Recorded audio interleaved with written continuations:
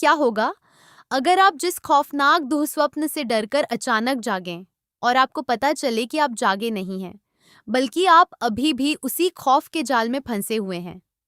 ये कहानी है रोहन और रिया की, जिनकी शादी को अभी कुछ ही दिन हुए थे। वे एक खूबसूरत और रोमांटिक सफर पर निकले थे, लेकिन उन्हें नहीं पता था कि पहाड़ों की इस धुंध के पीछे उनका सामना एक ऐसी रूह से होने वाला है जो सिर्फ उनके जिस्म की नहीं बल्कि उनकी रूह की भी प्यासी है। अगर आपका दिल कमजोर है तो इस वीडियो को अभी बंद कर दीजिए, क्योंकि आज रात आईने के पीछे छुपा वो खौफनाक सच आपके सामने आने वाला है, जो शायद आपको सोने ना दे। वो सुनसान सफर रोहन और रिया की नई नई शादी हुई थी। दोनों अपनी कार से वीकेंड मनाने एक हिल स्टेशन जा रहे थे। पहाड़ी रास्तों पर अचानक मौसम बदला और तेज बारिश शुरू हो गई। रात के घने अंधेरे में अचानक उनकी कार का टायर पंचर हो गया। आसपास मोबाइल का नेटवर्क भी नहीं था। दूर पहाड़ों के बीच उन्हें ब्रिटिश जमाने का एक पुराना रस्टिक गेस्ट हाउस दिखाई दिया। कोई और रास्ता न देखकर दोनों ने रात वहीं बिताने का फैसला किया। केयरटेकर ने उन्हें ऊपरी मंजिल का एक बड़ा कमरा दे दिया। कमरे में पहुंचते ही रोहन ने सूखी लकड़ियां ढूंढकर आग जलाई। कमरा काफी बड़ा था और उसमें एक पुराना विशाल शीशा लगा हुआ था। बाहर कड़ाके की ठंड थी और अंदर आग की गर्मी। रिया ठंड से कांप रही थी। रोहन उसके करीब आया। उसने रिया के भीगे हुए बालों को धीरे से पीछे किया और उसे गर्म कंबल ओढ़ा दिया। दोनों आग के सामने एक दूसरे के बेहद करीब बैठ गए। उनके बीच का यह रोमांटिक पल सफर की थकान को मिटा रहा था। रोहन ने जैसे ही रिया का हाथ अपने हाथ में लिया, रिया ने मुस्कुराकर अपना सर रोहन के कंधे पर रख दिया। ठीक उसी खूबसूरत पल में आग की रोशनी की वजह से सामने के बड़े आईने में दोनों की परछाई साफ दिख रही थी। लेकिन अचानक रिया की नजर आईने पर पड़ी। आईने में रोहन और रिया तो बैठे थे, लेकिन उनके ठीक पीछे एक और धुंधली आकृति खड़ी थी।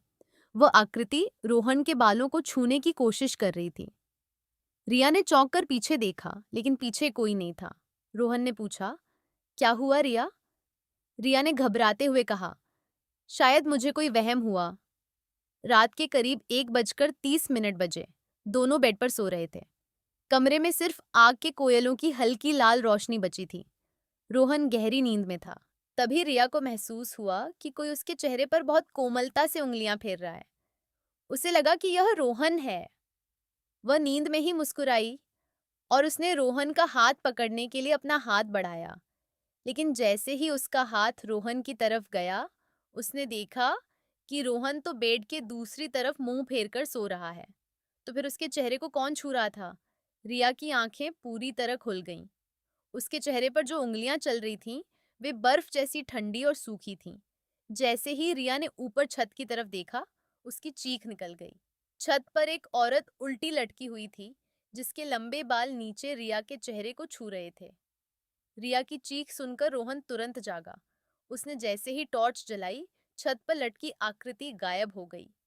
कमरे का तापमान इतना गिर चुका था कि दोनों के मुंह से भाप निकल रही थी। सामने के बड़े आईने पर धुंध जम चुकी थी और उस पर उंगली से लिखा हुआ उभर आया, ये मेरा कमरा है। रोहन ने बिना वक्त गंवाए रिया का हाथ पकड़ा, सामान उठाया और दोनों गेस्ट हाउस से बाहर खड़ी अपनी कार की तरफ भागे। बाहर मूसलाधार बारिश हो रही थी। दोनों कार के अंदर बैठे और दरवाजे अंदर से लॉक कर लिए। रिया बुरी तरह कांप रही थी। रोहन ने उसे तसल्ली देने के लिए अपनी बाहों में भर लिया और उसके माथे को चूमा। तभी रोहन की नजर कार के रियर व्यू मिरर, पीछे देखने वाले शीशे पर पड़ी। पीछे की सीट पर वही औरत बैठी थी, जिसके लंबे बाल रिया के कंधों को छू रहे थे। रोहन के होश उड़ गए। उसने तुरंत कार का दरवाजा खोलने की कोशिश की, लेकिन सारे लॉक जाम हो चुके थे। तभी पीछे बैठी औरत ने बेहद ठंडी और खौफनाक आवाज में फुसफुसाकर कहा, तुम दोनों यहाँ से कभी नहीं जा सकते। अचानक एक जोरदार झटका लगा और रोहन की आंख खुल गई। उसने देखा कि वो अपनी कार की स्टीयरिंग व्हील पर सिर रखे हुए है। बाहर सुबह की धूप निकल चुकी थी। रात की वो डरावनी हवेली, वो कमरा, वो औरत, कुछ भी नहीं था। कार अभी भी उसी पहाड़ी रास्ते के किनारे खड़ी थी, जहां उसका टायर पंचर हुआ था। रोहन ने राहत की सांस ली। ओह, तो वो सब सिर्फ एक बुरा सपना था। उसने मुस्कुराकर अपनी बाईं तरफ बैठी रिया की ओर देखा और कहा, रिया उठो, सुबह हो गई है। रिया ने धीरे से अपनी गर्दन रोहन की तरफ घुमाई। उसकी आंखें पूरी तरह सफेद थीं, चेहरा पीला पड़ चुका था और उसके होठों पर वही खौफनाक मुस्कान थी जो रोहन ने सपने में देखी थी।